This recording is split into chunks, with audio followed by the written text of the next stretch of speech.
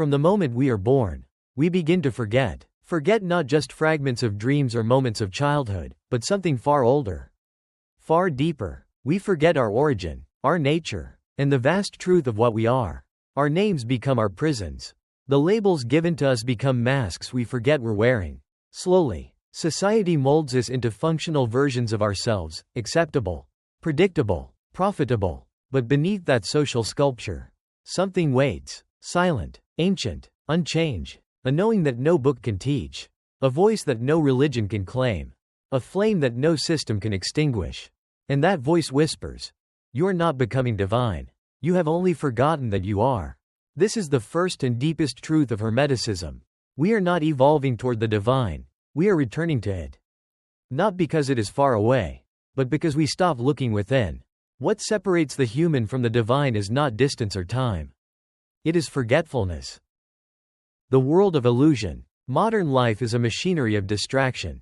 Every screen, every advertisement, every algorithm is designed to pull your awareness away from the one place you'll find truth, inward. We are taught to believe we are alone, fragile, competing fragments in a meaningless cosmos. We measure ourselves in likes and views, wealth and status, never realizing that the game itself is the illusion. Hermes Trismegistus taught, all is one, and one is all. This is not metaphor. It is reality, veiled by the illusion of separateness.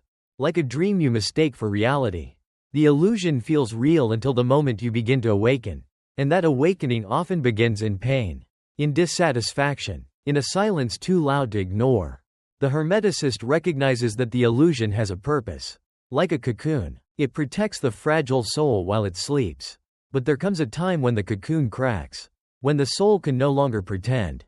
That is when the whisper begins. The whisper of the ancient. The Hermetic path does not begin with dogma. It begins with doubt, sacred doubt. It begins when the world you trusted stops making sense. When pleasures turn hollow. When comfort starts to feel like a cage. And then, a whisper. Not from outside, but from the deep place within you that has never forgotten. It speaks without words. It is a feeling, a presence, a pulse. You may hear it in silence, feel it in stillness, or see it in the space between moments. This is the call of the ancient self, the self that never left the source. And once you hear it, truly hear it, you cannot go back to sleep. You begin to notice symbols, signs, synchronicities, dreams that don't feel like dreams, moments of déjà vu that feel like messages. You start to realize Hermeticism isn't something new. It's something you always knew, waiting to be remembered. The pain and beauty of remembering. To remember the truth is not to add more information to your mind. It is to remove everything that is not real. The Hermetic path is not about accumulation.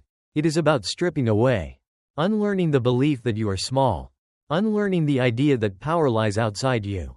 Unlearning the story that your worth is tied to your usefulness. And this process hurts. Because the ego, crafted over decades, will resist. It will offer distraction, rationalization, and fear. It will tell you to go back to sleep. But if you stay, if you endure the silence, something begins to rise from within. You begin to feel eternity inside your breath. You begin to sense that your thoughts are echoes of something greater. You begin to see yourself not as a person, but as a presence, ancient, eternal, and whole. The path begins within. The true Hermetic path offers no promise of comfort.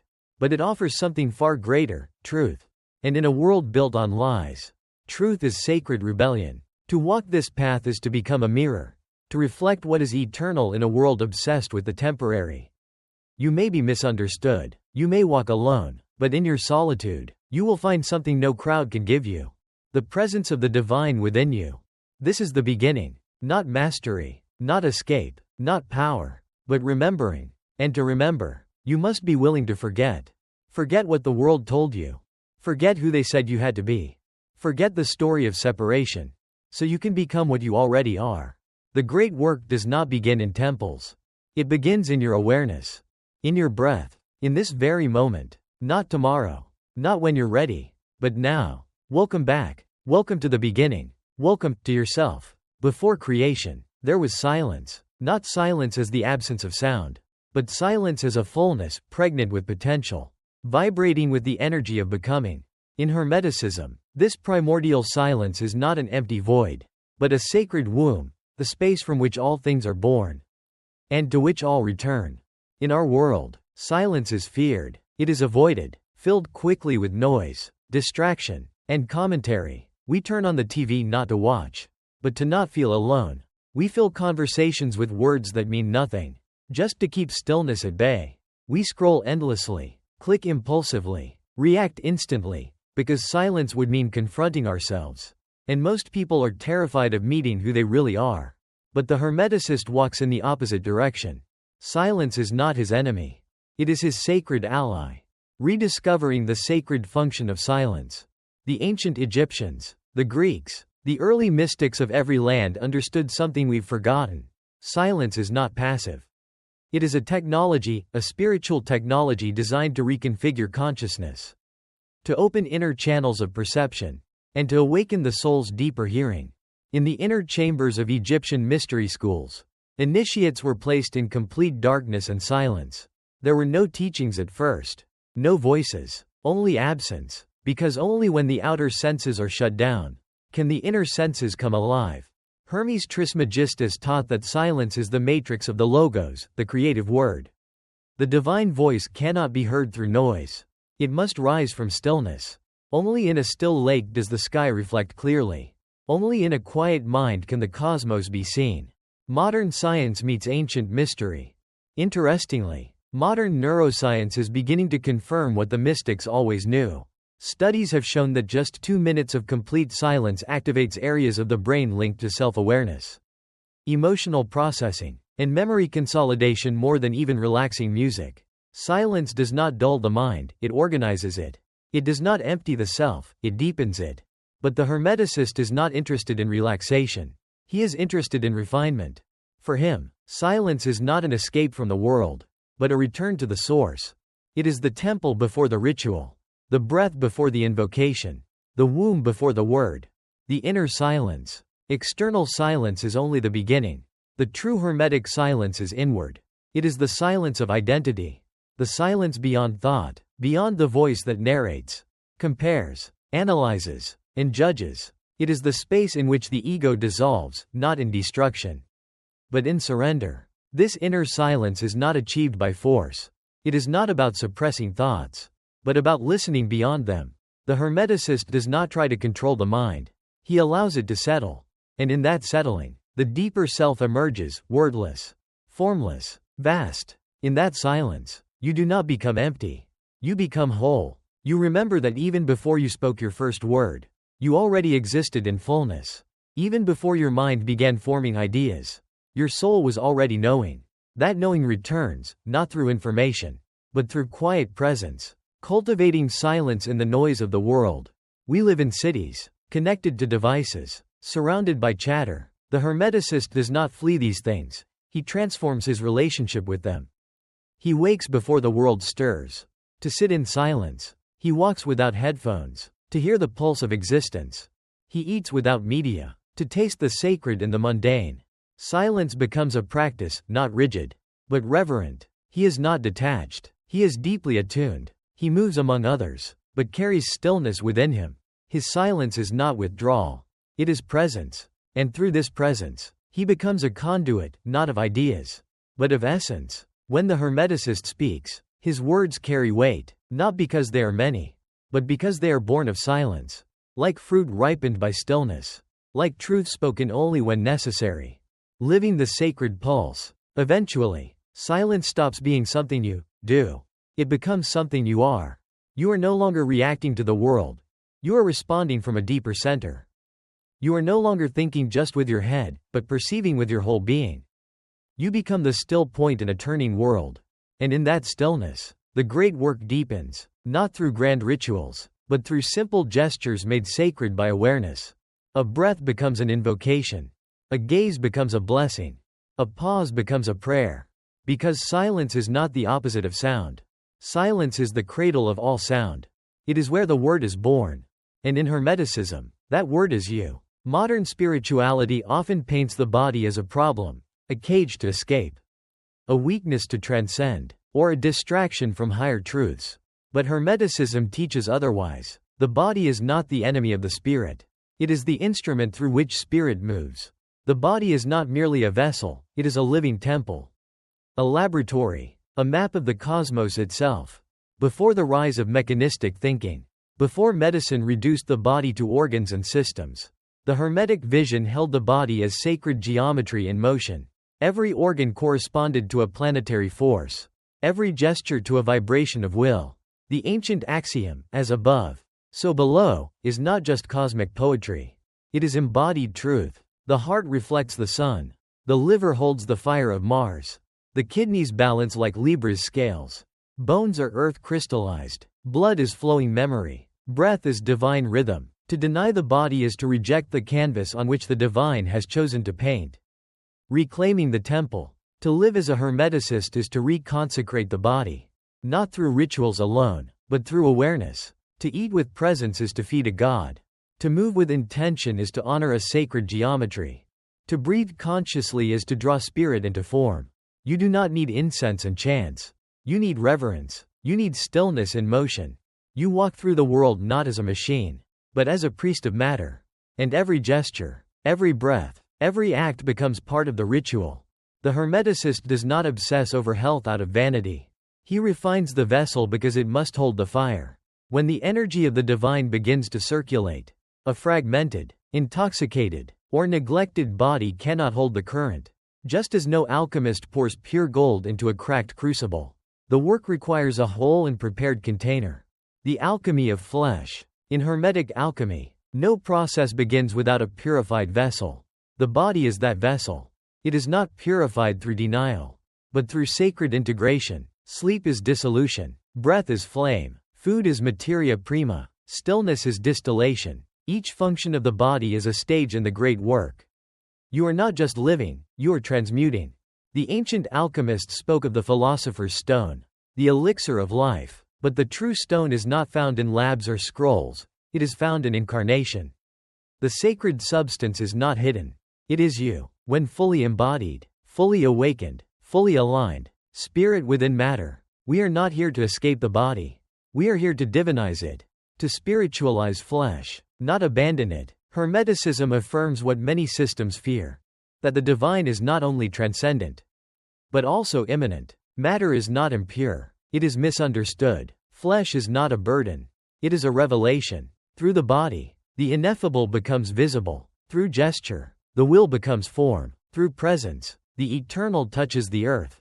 And so, the Hermeticist slows down, not because he is lazy, but because he is listening. He moves with care, because he understands what moves through him. He honors sensation, not as indulgence, but as communication from the sacred. Living the temple. To reclaim the body as temple is to reclaim every moment as sacred. Stretching becomes opening of energy channels. Washing becomes purification. Eating becomes communion. Silence within the body becomes a bell that rings through eternity. You begin to feel, not think, that every part of you is part of the all. The skin that touches wind. The eyes that drink light. The feet that press against soil. This is not poetry. This is Hermetic awareness. The great work is not done in some abstract plane.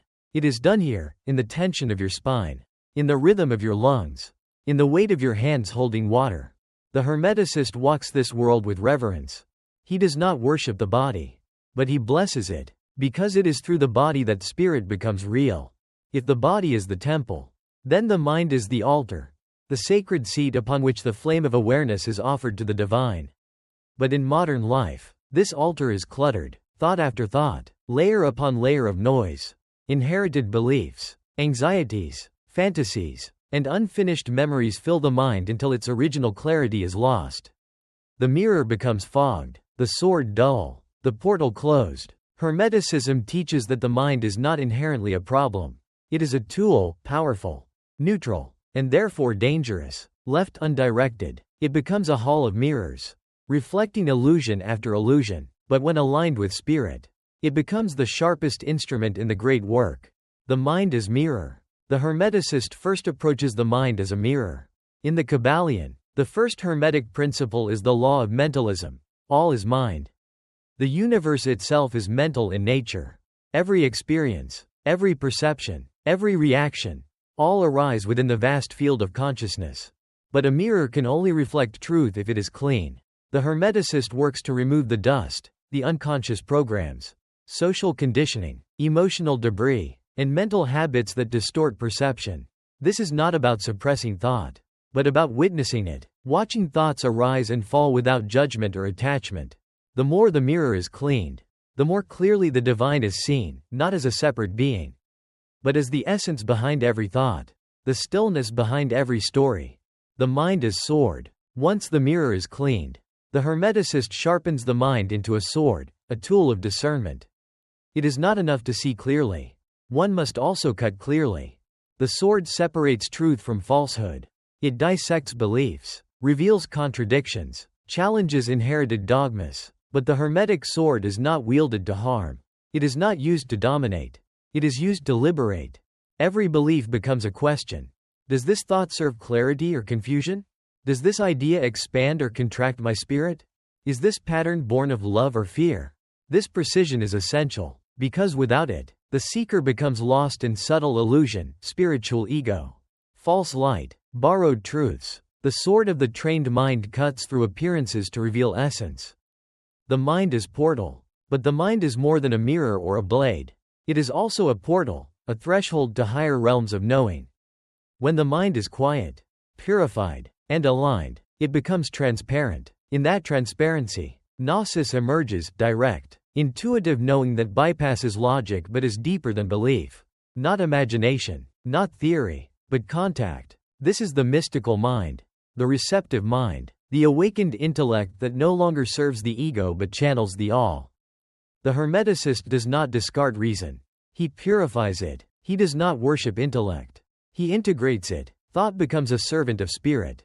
Logic becomes the framework through which insight is expressed, but not confined. The mind opens not only to ideas, but to archetypes, symbols, synchronicities. It becomes a dialogue between the soul and the cosmos.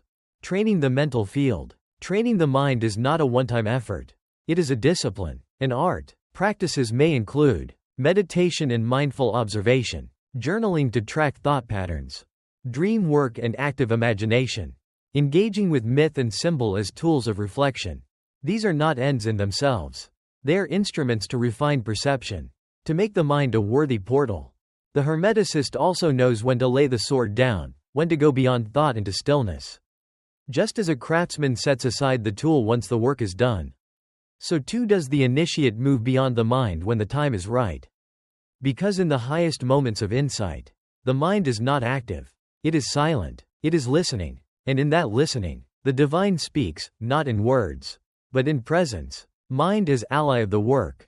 In the end, the Hermeticist does not seek to escape the mind, nor to be ruled by it. He seeks to make it an ally, a servant of the soul. A precise, clear, balanced instrument through which the great work can unfold. When the mind is cleaned like a mirror, it reflects truth. When it is sharpened like a sword, it cuts illusion. And when it is opened like a portal, it receives revelation. This is not fantasy. It is function. It is the architecture of consciousness. The mind, once purified, becomes sacred ground, not to conquer the world, but to reveal it anew. Beneath the layers of thought, beyond the rhythms of the body, beneath silence itself, there burns a flame. It is not a metaphor. The language can only point toward it. It is the will, the sacred fire, the spark of the all within the soul. The Hermeticist recognizes this not as egoic desire, not as ambition, but as the divine impulse to become. This will is not the same as what modern culture calls willpower. It is not discipline for the sake of productivity. It is not persistence rooted in fear or competition. The Hermetic will arises not from lack, but from remembrance. It is the motion of the soul reclaiming its path. The nature of true will. True will is not chosen, it is revealed. You do not invent it, you uncover it. It is discovered not through analysis, but through alignment. When your actions, thoughts, feelings, and spirit flow in the same direction, will is not effort, it is inevitability. The Hermetic tradition holds that each soul carries a unique vibration, a purpose not imposed from outside, but seated within the core of being. This purpose, this work, seeks to express itself through matter, through form, through you, but it cannot be forced. It must be listened for. And it speaks in silence.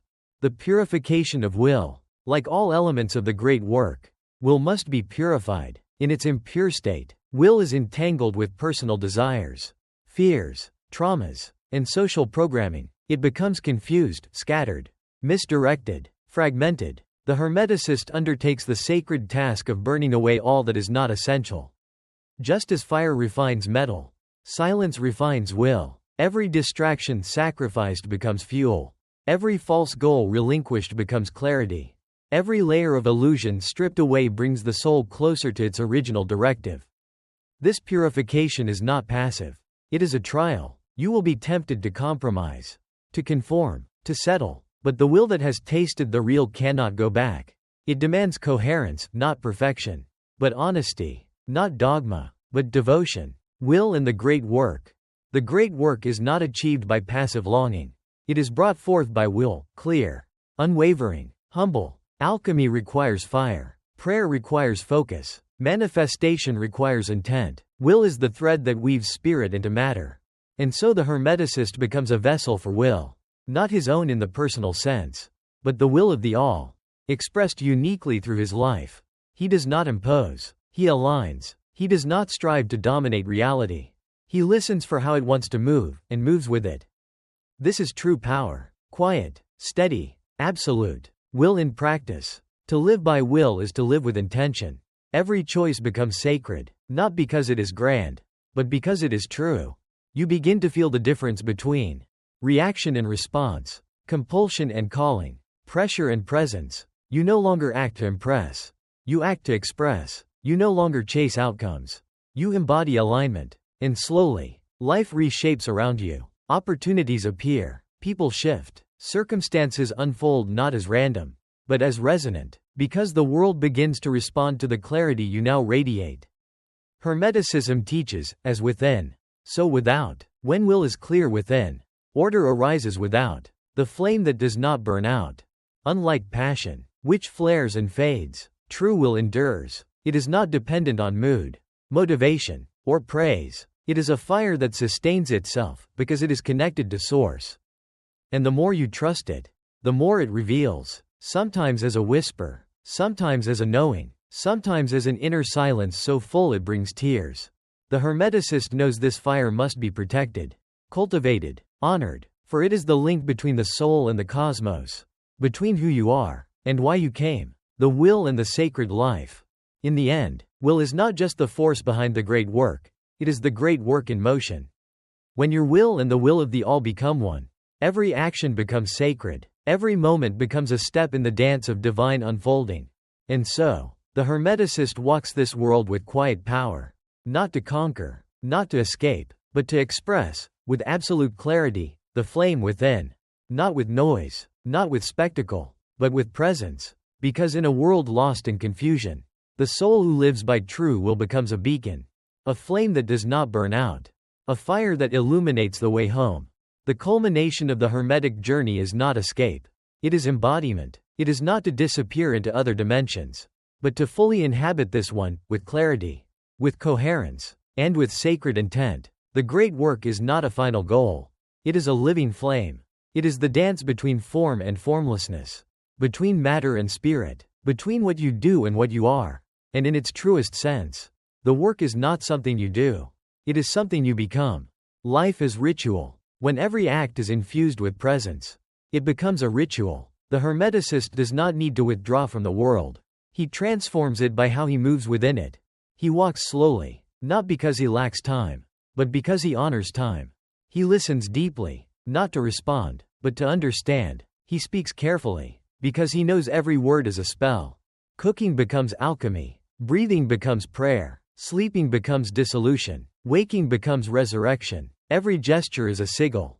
Every silence a shrine. This is not metaphor. This is Hermetic life. Coherence is magic. Magic, in its truest Hermetic sense, is not control. It is coherence. When thought, word, emotion, and action are aligned with will, reality begins to shift, not through domination, but through resonance. Just as a tuning fork influences another to vibrate in harmony, so does the aligned soul influence its environment.